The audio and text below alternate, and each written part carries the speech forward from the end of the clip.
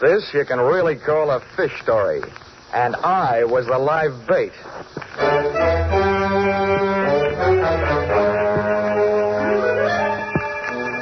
This is another in the adventures of America's fabulous freelance insurance investigator, Johnny Dollar. At insurance investigation, Johnny Dollar is only an expert. At making out his expense account, he's an absolute genius.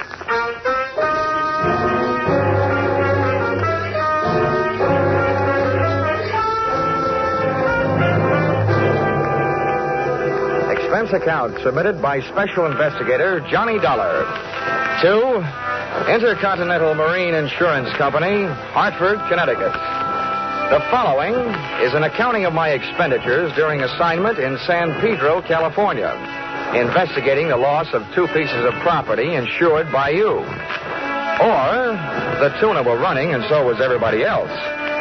Or I caught a fishing boat, but you should have seen the one that got away. Expense account item 1, $176.87. Airfare from home base in Hartford to off base in California. Expense account item 2, $10. Cab fare, Los Angeles Municipal Airport to the waterfront office of the Pacific Deep Sea Canning Company in San Pedro. There was perfume in the air. Channel number 5. Inside, the name on the door said Walton. That's who I wanted to see, so I walked in. Well, who are you? I'm here to follow up the claim you made to Intercontinental Marine Insurance Company. My name is Johnny Dollar. Oh, why'd you bring the money? I need boats. A tuna are running. No, Mr. Walton, I didn't bring any money. All I brought is a suspicious nature and an inquisitive mind. What the devil do you mean by that crap? Now, don't get your fish in a stew, Mr. Walton. This is standard procedure. No insurance company is going to shell out $400,000 without first taking a long, lingering look. Well, there's not much to look at. Yeah, so I understand. According to your claim, 2 of your boats, the Frank Walton and the Nancy Walton left port Monday afternoon and headed out on a southerly course. When you tried to establish radio contact Tuesday morning, you couldn't raise them. Pieces of wreckage and the bodies of 2 men were found Tuesday night, indicating that both boats were lost. That's the story. What made you so sure that both boats went down? Because of those 2 men whose bodies were found, one sailed in the Nancy Walton, the other sailed in the Frank Walton. What more do you people want? Just enough time to check everything thoroughly. You know, this wouldn't be the first time a shipwreck has been faked to collect insurance. I see what you mean. Yeah, I guess the faster I get you satisfied, the faster I'll collect my money. Sorry I lost my temper, Dollar. I'll do everything I can. Send Captain Carpo in. Carpo's my fleet captain, Dollar. He can give you all the details. But I'm telling you, there aren't any more. Well, one thing for sure, Mr. Walton. We can't blame it on the Pacific Ocean. According to my report, those boats sailed in fine weather. That's right.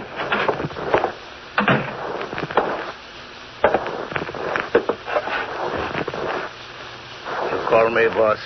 Yes, George, this is Mr. Dollar from the insurance company. He's here to investigate the sinking. So? I'm happy to meet you, too, Captain. What do you want? First, I want your theory as to what could have happened. I don't know. I wasn't there. Maybe they run into each other. As fleet captain, you hire the hands for the boats, don't you? That's right. Are you the kind of man that would hire the kind of skippers that run into each other in clear weather? They were good skippers. Now you listen to me. I've been captain of this fleet for 5 years. It's the first time we ever lose a boat to lose a man. You think we like this idea? No, I don't, Captain Carpo. I don't think you like it any better than the insurance company likes the idea of losing $400,000. Well, at least if I find those sunken boats, that'll be salvage. No, Mr. Dollar. That'll be a miracle. The meeting busted up without me getting busted up, which was unusual in itself. And I hitched myself a ride out to an outfit who knows more about salt water than a Coney Island taffy maker. The U.S. Coast Guard. Enclosed find the statement of the commander of the station, Lieutenant Senior Grade Miles P. Endicott, Jr. We have made thorough patrols using both air and surface craft. The bodies of the men recovered show signs that lead us to believe that they were blown clear of the lost ships by violent explosions. All the lieutenant needed to say to make my eyes light up was that one word, explosion. Because in a marine insurance investigator's book, the word explosion sets off another word, scuttling, a widely used wet variety of fraud. In other words, blowing up your own ship to collect the insurance. And continuing this chain reaction, I followed the best available lead. The man in charge of the vessels involved, Captain George Carpo. I found him at 11 that night at a combination restaurant and bar named after the oriental fishing bird, the cormorant. As I looked in through the greasy window, an interesting sight greeted me. Captain Carpo slipping into a booth already occupied by an olive-skinned brunette who was good enough looking, but obviously less than a queen. Carpo stuck his face in hers, spat a few words at her that I couldn't hear, shook his sledgehammer fist at her, and stomped out through a back door. I gave the front door some business, and, trying to look like I belonged to the place, strolled to the bar, bought myself a blast, and walked it over to the ladies' booth. Well, who sent for you? Do you mind? I haven't got anything to lose if you haven't. What do you mean by that? If those are your own teeth, maybe you don't want to lose them. Oh, Carpo's a jealous type, huh? You don't believe in sharing the wealth. Are you Carpo's girl? Part-time.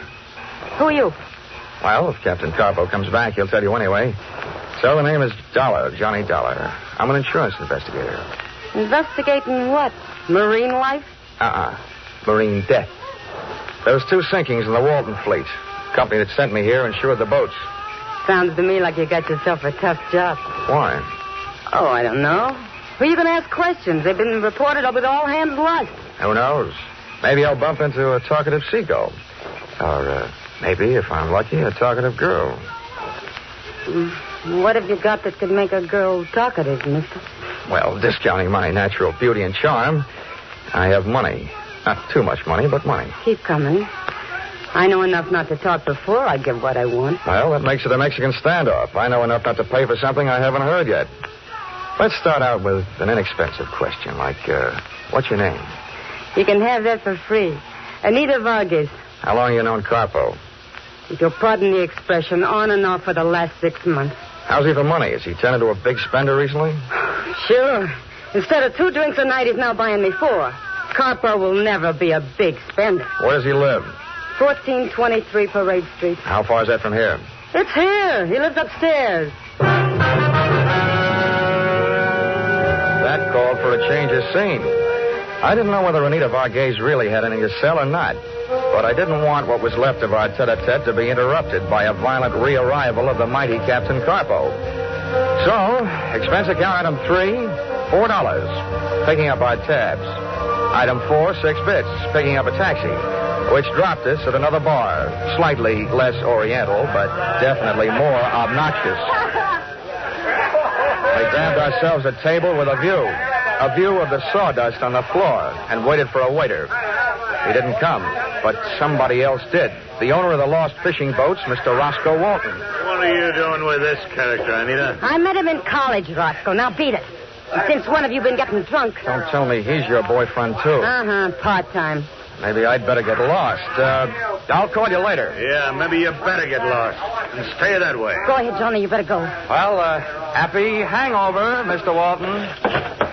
You don't look like no college boy to me. I was no professor of mathematics either, but I could add this much up. If those tuna clippers had gone down by explosion, somebody had to buy some explosives. Maybe locally.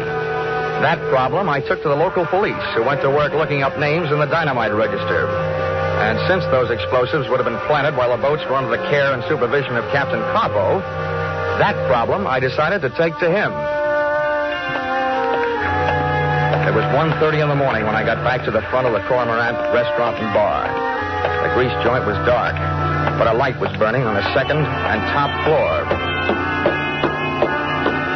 I got halfway up the front stairs to ask my leading suspect a few questions about explosions when I heard something.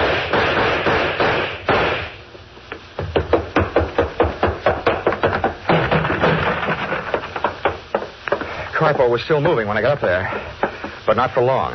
The back door was as open as the captain's life was closed. I looked down the back flight of stairs. It was either too dark or there wasn't anybody there, and I wasn't going down to look. been over the body just to make sure. Oh. First they beat him half to death. I wonder why they didn't finish him that way. Huh? Well, sir, perhaps it would be best if you were to remain where you are. At least my pistol seems to recommend it. Well, you seem to have done inestimable damage to my good friend Captain Capo. The poor fellow seems to be definitely dead.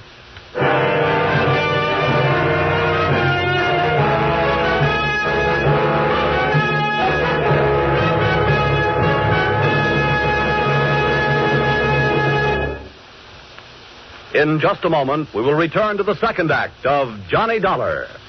But first, you might be interested to know that CBS has acquired a couple of blocks of wood. You're not interested? Well, would you be interested if you knew that those blocks of wood had been carved into certain figures? No. Well, then let's try this. Would you be interested if you knew that those carved blocks of wood could talk? Now you're beginning to sit up and take notice. Well, we might as well come out and tell you that these talking blocks of wood are named Charlie McCarthy and Mortimer Snerd. That they and a lively fellow named Edgar Bergen will be making their first appearance over most of these same CBS stations this Sunday evening, and that you'll be able to hear them every Sunday thereafter. Now, with our star Charles Russell, we return to the second act of Yours Truly, Johnny Dollar.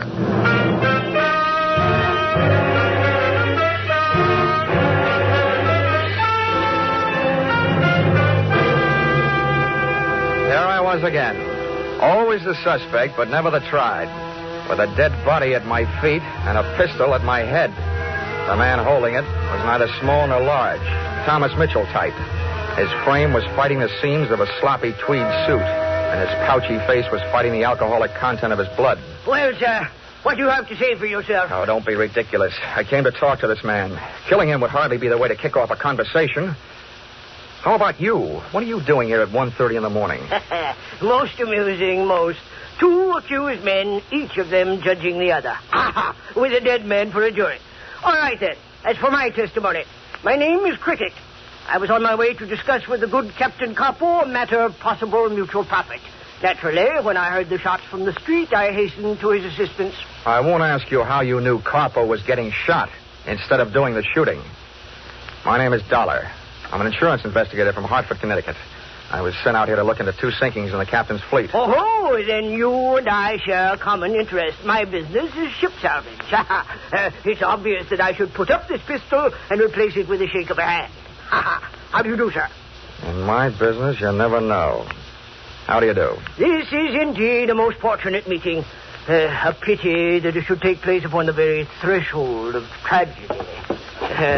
Poor Capo. His face seems to have enjoyed the worst of an encounter with a monkey's fist.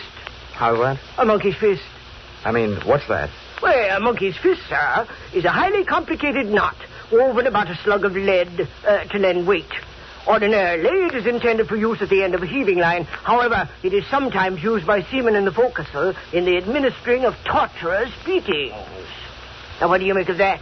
Well, if we can take the word of the centuries for it, torture suggests the violent seeking of information. That would indeed seem to be the case. From the looks of this room, a monkey's fist or any other kind of knot wouldn't be hard to lay your hands on. What's that one on the wall there? Oh, that is a miniature of a knotted ship's fender. Fender? It's a device for cushioning the shock between a ship and a wharf or another vessel. In modern sailing, this type has largely been replaced by the commercial cork variety. Oh, somebody evidently heard the shots and notified the police. Awkward. Look, Mr. Cricket, Yeah? I feel like talking, but not to the police. Splendid. Perhaps then you would be kind enough to join me in a nightcap at my quarters? Lead me to it.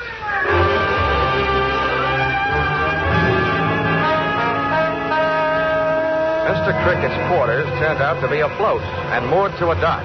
It was a PT boat, ex-Navy. Sit down. Make yourself comfortable. Thanks. Now, first, that nightcap. Yes.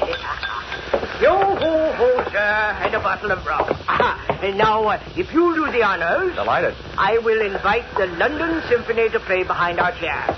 Tchaikovsky, the Pathetique, Oh, utterly beautiful. Wow. Sweet phonograph records, soft lights, and hard liquor. This is the kind of stuff I enjoy on my time off, which this doesn't happen to be. There we are. Now to business. Mr. Dollar, I assume that the insurance company that sent you out here is not satisfied with the story of the sinking of the two vessels, Frank and Nancy Walton. Mm-hmm. I assume further that you have been authorized to spend any necessary monies to not only view the evidence firsthand, but also, if that evidence proves a criminal intent, to be able to retrieve it from the ocean floor for use in court. Are my assumptions correct? They are. But it can't be as simple as you make it sound. The first job seems to me the toughest. Finding the spot where those clippers went down. I would venture to say that with my special equipment, I could detect the presence of the fillings in Davy Jones' teeth. Yes, it is fantastic, sir. And about your price. Is that fantastic, too? My proposition is this. A flat price of $5,000. And, in the event that criminal intent is proved, the possession of the recovered hulks. I assume this $5,000 is only payable if you succeed in locating the boats. Let us substitute the term returnable for the word payable.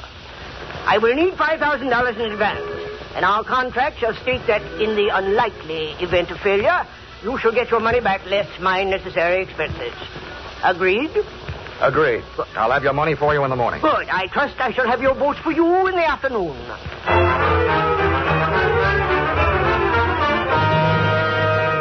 I couldn't tell yet about his fantastic sonic sounding device, but otherwise, Mr. Cricket was well equipped.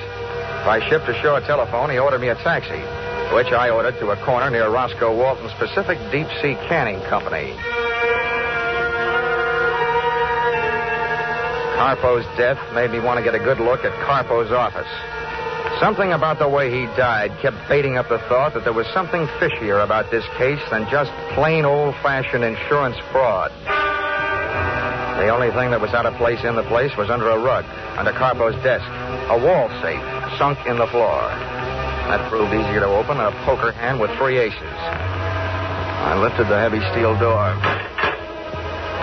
The first thing I saw was an oblong package, brown paper. I stuck one hand in to lift it out, and I couldn't. So I used 2, and my back. It was as heavy as lead. But when I tore off the wrapping, I saw that it was as valuable as gold, because that's what it was, a gold ingot. I didn't even have time to wonder, because the subject suddenly changed from lead to gold to cold steel in his voice and in his hand. Hold it there. Hey, Mr. Dollar. Oh, it's a little late to be canning fish, isn't it, Walton? Yes, it seems to be just right for breaking and entering. What are you doing here? Entering the last phase of this investigation, Walton, and breaking the back of your little racket. Or I should say big. What do you mean, racket? To me, it looks like your boats have been bringing in more than fish from the Mexican coast. This heavy little handful makes it look like they've been hauling in Mexican gold. I don't know what you're talking about. I'm not going to stand here and be accused. You're so right you're not going to stand there. Not on those feet. Hey. Give me that. You and take this. Johnny. Are you hurt? Are you kidding? You'll never make a living being a fight referee. I'm what is commonly known as the winner. Johnny, do you really believe what you said is true? What about smuggling in Mexican gold? Yeah. Listen, Anita. When you find a private citizen with a gold ingot, he is not using it for a watch fob. The only thing I learned after that was that 2 hours in the sack does not constitute a good night's sleep. By 10 in the morning, 1 phone call east and 1 telegram west delivered $5,000 into my hands from a local bank. And I, after a quick call to the Coast Guard to cover a few final details, placed myself into the hands of Mr. Cricket, Deep Sea Guide Extraordinary.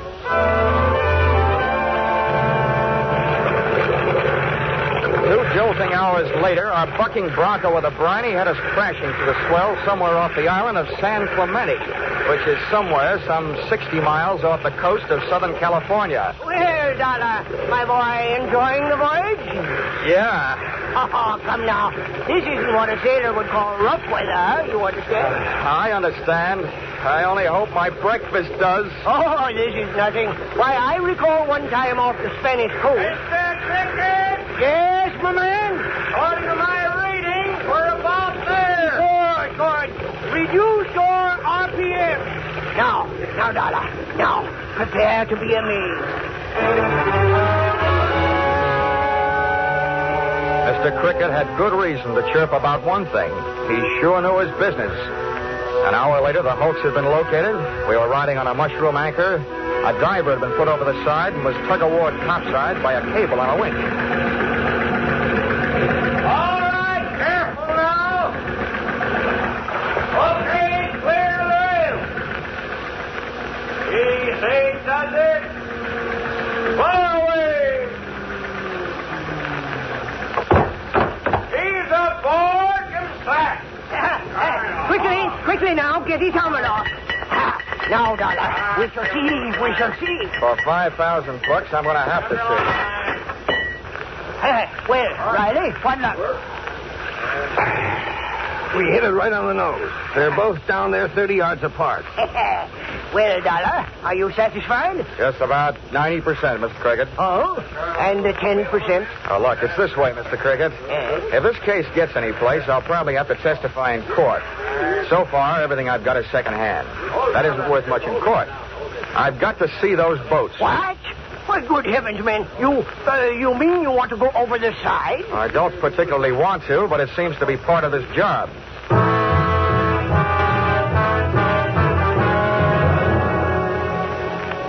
Many times before in my career, I have thought I had a heavy weight on my shoulders. But that diver's helmet set the new record. And those lead shoes and that rubberized canvas suit didn't feel exactly zoot.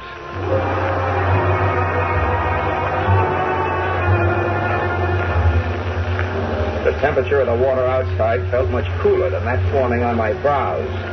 This was a steam bath, airtight. 8 days later, in my mind at least, my lead wedgies groped for a foothold on a slimy bottom, and I had arrived shipside. As I had no immediate way of determining the sex of a sunken ship, I couldn't tell from abaft the beam whether I was looking at the Frank or the Nancy Walton. About then, a passing current grabbed me and invited me out to dance along the ocean floor. I grabbed out for anything for support, and it turned out to be a rope hanging from the clipper's gunwale. Well, Dollar, When the drift passed on the hut, all right? I had a chance to take a closer look at what I was hanging on to. The line was secured to a woven rope ship's fender, which Mr. Cricket had not so long before told me was fashioned about a buoyant core of cork. But this one felt heavy enough to be loaded with county cork. And as for buoyancy, this was about as buoyant as a lead balloon. It was resting on the bottom and heavy to lift. The next current that swept over me was mental. I clawed the shark knife out of the diving suit belt, started hacking at the woven rope, Come. then through a thin layer of canvas. And that's as far as I got. Dollar, is this phone system operating? Here now, Dollar. Are you there? This ain't the three little fishies. Oh, good. Have you seen the ships? Yeah, they're here all right. Are you satisfied that they were sunk by explosion? Yep, they're blasted in all directions. Then I have earned my $5,000, and I must bid you farewell. What? What are you talking about? Oh, you have been all but lost in a diving accident. Oh, yourself. What'll that get you? In disposing of you, sir, I am confident that as well as pocketing your $5,000, I will also do away with the meddling of the insurance company.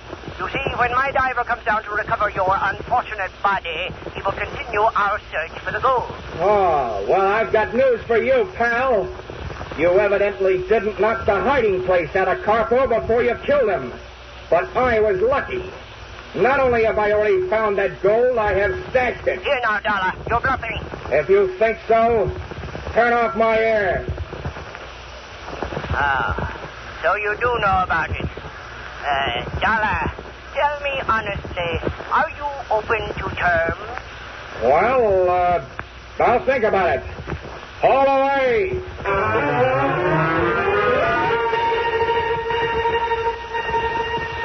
The trip up was slower than the trip down, which was luck for me.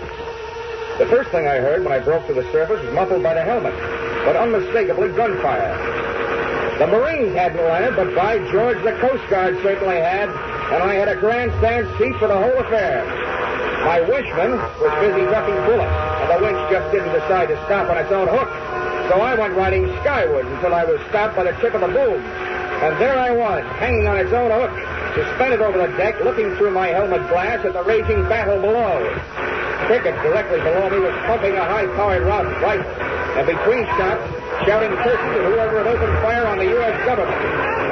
Lieutenant Senior Grade, Miles P. Endigan Jr. stood silhouetted against the sky on the flying bridge of the Coast Guard cutter. I looked down 20 feet between my dangling lead-weighted feet and saw Cricket taking careful aim in his direction. So once again, I grabbed my razor-edged sharp knife, stuck it under the copper rim of my breastplate, and whipped at the canvas. And bombs away! My weight did the rest.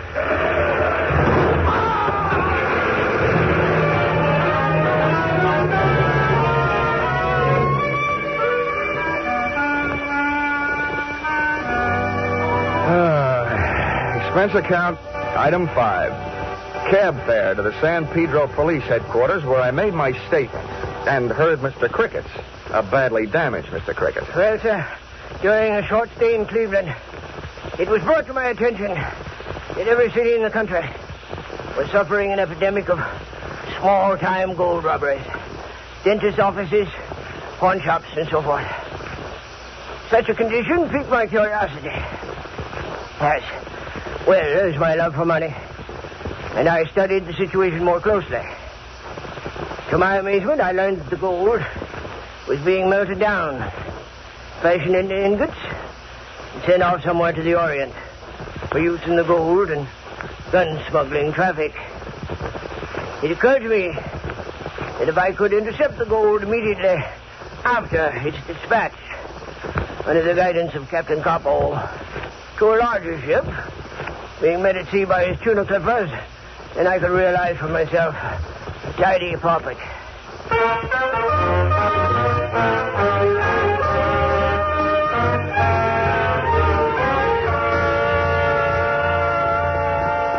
Expense account, item 6.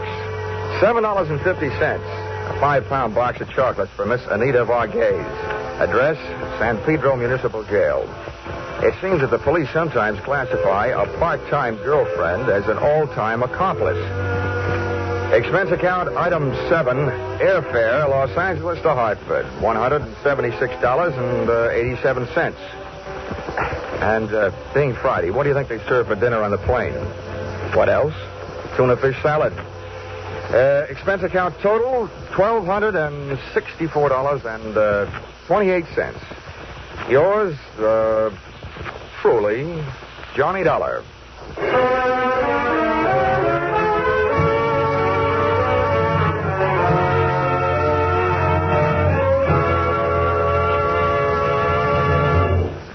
Yours truly, Johnny Dollar, is produced and directed by Gordon P. Hughes and stars Charles Russell.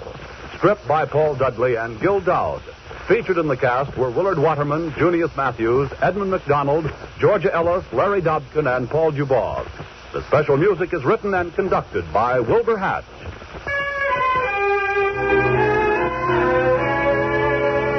Be sure and be with us at this same time next week when another unusual expense account is handed in by Yours truly, Johnny Dollar.